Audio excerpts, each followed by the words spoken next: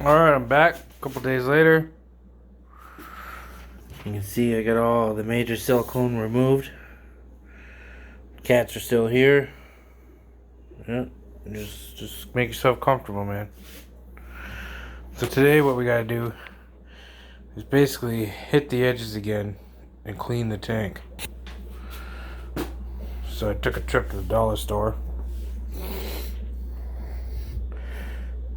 Picked up this, basically acetone. Yeah, there you go, right on there. I don't know. I guess you get the stuff without the scents and all that crap. Just acetone. Yeah, there you go. Also, at this point, what I like to do is I like to put a brand new blade in. Because what we're going to try to do basically is remove the residue. I usually just do that by feel. When you run your hand across, you can feel it. So you just take your trusty little scraper. Just hit it again.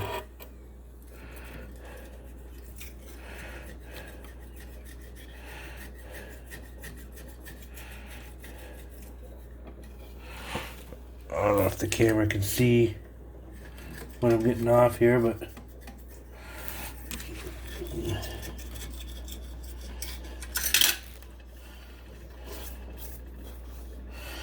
I can feel that it's much smoother.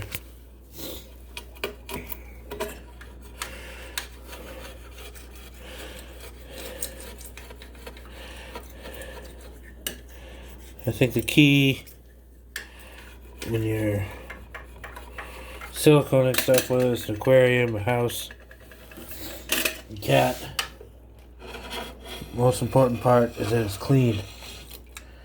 The silicone won't stick to anything, but it'll stick to the dirt, but the dirt might not be stuck to anything, so you can see the problem. Yeah, this tank is actually real clean.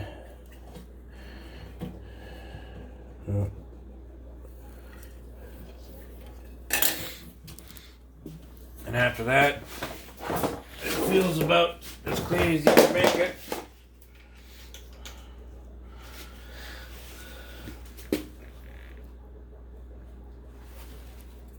A little bit of acetone on a rag like this.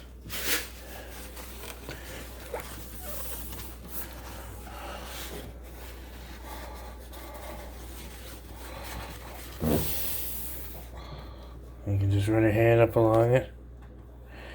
It's smooth.